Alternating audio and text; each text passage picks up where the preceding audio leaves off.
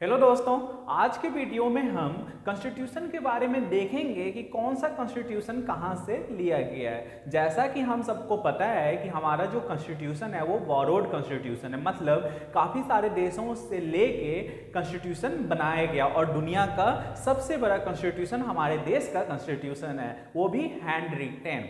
सबसे छोटा कॉन्स्टिट्यूशन भी हमें पता होना चाहिए, सबसे छोटा कॉन्स्टिट्यूशन जो है वो यूएसए का है। तो आज के डेट में हम एक एक चीज़ें देखेंगे कि कौन से देश से क्या कॉन्स्टिट्यूशन में शामिल किया गया था। सबसे पहले हम ऑस्ट्रेलिया की बात करते हैं। तो ऑस्ट्रेलिया से हमने कंकरेंट लिस्ट लिया था। Joint sitting of the two houses of India, जैसा कि हम सबको पता है कि राज्यसभा और लोकसभा दो हाउस हैं। राज्यसभा को हम अपर हाउस बोलते हैं और लोकसभा को लोअर हाउस। तो दोनों हाउस की ज्वाइंट मीटिंग होती है, वो कौन लेते हैं? प्रेसिडेंट लेते हैं। तो ये कहाँ से लिया गया, कौन से देशों से? तो ऑस्ट्रेलिया से। तीसरा, freedom of trade and commerce, कहीं भी बिजनेस करने के लिए कोई भी बैरियर नहीं होना चाहिए, ये भी ऑस्ट्रेलिया से लिया गया। और प्रियम्बल का लैंग्वेज जो है वो भी ऑस्ट्रेलिया से लिया गया। तो हमारे कॉन्स्टिट्यूशन में language of preamble, concurrent list, joint sitting of the two houses of India and freedom of trade and commerce, ये ऑस्ट्रेलिया से लिया गया। यदि हम इसके शॉर्टकट के याद कर बात करें तो CGL से लैंग्वेजेस, F से फ्रीडम। तो यदि हम CGL पेपर होता है, F हम एक एक्स्ट्रा ऐड कर लेंगे तो ये हमें याद हो जाएगा कि हम ऑस्ट्रेलिया से क्या लिए हैं। दूसरा अब आते हैं आयरलैंड।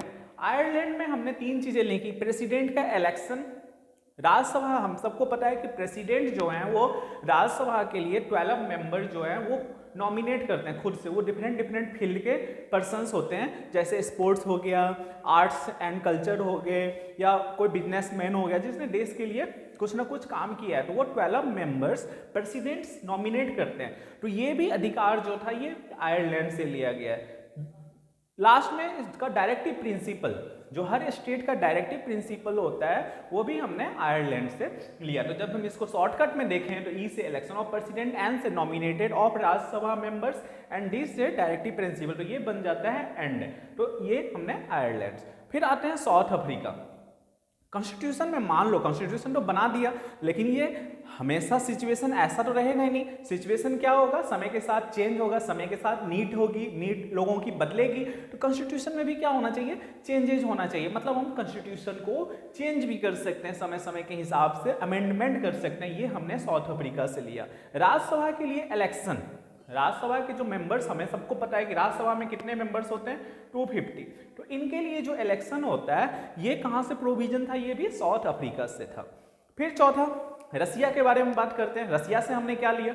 रसिया से हमने फंडामेंटल ड्यूटीज और 5 ईयर प्लान लिया है। तो हम इसको यदि शॉर्टकट याद रखें तो FF, मतलब fundamental duties and 5 year plan, ये हमने रसिया से लिया। अब आते हैं हम कनाडा। कनाडा से हमने क्या क्या लिया? कनाडा का कॉन्स्टिट्यूशन में ही था कि सेंट्रल जो है वो ज़्यादा पावरफुल होगा एज कंपेयर टू स्टेट। तो ये हमने कनाडा से लिया। पावर का डिस्ट्रीब्यूशन होगा अलग अलग लेवल पे। हमने देखा है हमारे यहाँ इंडिया में क्या है कि जो पावर PM का है वो CM का नहीं होगा, जो CM का है वो गवर्नर का नहीं होगा, जो गवर्नर का वो मिनिस्टर का नहीं होगा। मतलब हर एक का पावर क्या है? डिस्ट्रीब्यूट है। तो ये हमने कनाडा से लिया, डिस्ट्रीब्यूशन ऑफ पावर। और रेसिडेंसी पावर जो सेंट्रल गवर्नमेंट का ही होता है ऑब्वियसली, तो ये हमने कनाडा से। तो इसको यदि हम शॉर्टकट में याद करें तो FDR, D से डिस्ट्रीब्यूशन, F से फेडरेशन एंड R से रेसिडेंसी ऑफ पावर। अच्छा, यदि कोई लीडर करप्शन में पाया जाता है तो उस करप्शन को जांचने के लिए लोकपाल और लोकायुक्त होना चाहिए। हम सैमडेवेनिया से लिए थे, बहुत सारे बुकों में ये चीज आपको नहीं होगी। जर्मनी, जर्मनी में क्या हमने देखा था कि सस्पेंडेड ऑफ फंडामेंटल राइट्स, जब देश में नेशनल इमरजेंसी लगती है तो उस समय फंडामेंटल राइट्स हमारा खत्म हो जाता है। ये हमने जर्मनी से लिया था। जापान से procedure establish by law, law के द्वारा, संविधान के द्वारा, रूल एंड रेगुलेशन के द्वारा किसी को न्याय मिलता है तो न्याय दिलाने का हक हमने जापान से लिया। फ्रांस से हमने क्या लिया? तो फ्रांस से हमने 3 वर्ड लिए थे, फ्रेटर्निटी, ब्रदरहुड। फ्रेटर्निटी मतलब क्या होता है? भाईचारा, इक्वालिटी, हर कोई एक है, और लिबर्टी, आजाद, हर कोई लिबरल है, हर कोई के पास अपना कुछ ना कुछ करने का अधिकार है, हम किसी को बंदिश में नहीं रख सकते हैं। ये भी हमने कॉन्स्टिट्यूशन में शामिल किया। तो ये कहाँ से लिया हमने? ये फ्रांस है। यदि इसको हम शॉर्टकट की बात करें तो इसको हम शॉर्टकट में कैसे लिख सकते हैं? FEL, F से फ्रेटर्निटी हो गया, E से इक्वालिटी हो गया और L से लिबर्टी हो गया। अच्छा, लास्ट में हमारे यहाँ पे भी government of India act, Britishers के समय से भी जो गवर्नमेंट थी उसमें से भी हमने कुछ कुछ चीजें ली, जैसे कि पब्लिक सर्विस कमीशन, जिसके थ्रू एडमिनिस्ट्रेटिव पावर जो होते हैं ऑफिसर्स बनते हैं, जुडिशरी का सिस्टम जो हो गया, इमरजेंसी प्रोविजन और एडमिनिस्ट्रेटिव सिस्टम, ये हमने गवर्नमेंट ऑफ इंडिया एक्ट 1935 से लिया था। अब हमारा बचता है जिससे सबसे ज्यादा हमने चीजें ली, एक है यूके, ब्रिटेन और ऑस्ट्रेलिया, यूएसए, इनसे हमने सबसे ज्यादा चीज ली। अब हम अगला वो देखते हैं। तो मेन हमने ये देख लिया कि कहाँ कहाँ कौन कौन देशों से क्या लिया है। तो अब हम देखते हैं कि ब्रिटिश कॉन्स्टिट्यूशन से क्या क्या लिया गया। तो ब्रिटिश कॉन्स्टिट्यूशन से law, rule of law, single citizenship, controller auditor of general, office of CAG, British से बाइकैमरल, पार्लियामेंट्री सिस्टम, जो पार्लियामेंट होता है लोकसभा, वो भी सिस्टम हमें ब्रिटिश कॉन्स्टिट्यूशन से लिया गया। कानून जो हम बनाते हैं, कानून बनाने का जो प्रक्रिया होता है, प्रोसीजर होता है, वो भी हमने ब्रिटिश कॉन्स्टिट्यूशन से।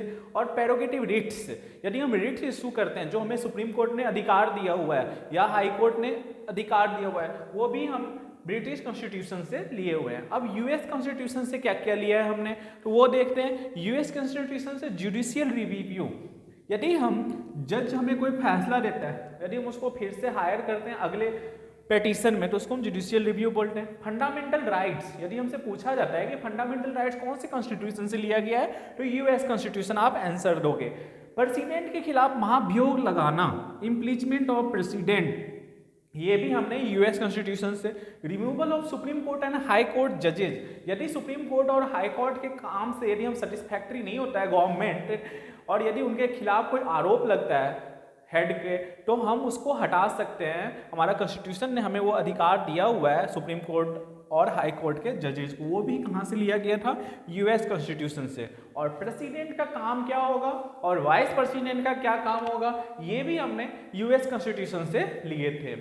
अच्छा, एक चीज और हमें समझना है कि हमारा जो कॉन्स्टिट्यूशन है वो कौन सा कॉन्स्टिट्यूशन है, बोरो कॉन्स्टिट्यूशन है, मतलब हमने बाकी देशों से लिया है। और elephant was adopted as the symbol of the constituent assembly. Paper में यदि पूछ लेता है, ये इंपॉर्टेंट पार्ट है कि कंस्टिट्यूएंट असेंबली का सिंबल क्या है, तो हम क्या बोलेंगे, एलिफेंट को एज अ सिंबल लिया गया कंस्टिट्यूएंट असेंबली का। तो ये आज तक के जितने भी हमने पार्ट पढ़े हैं, इसमें हमने देखा, पहला वीडियो हमने देखा what is constitution, why do we need constitution.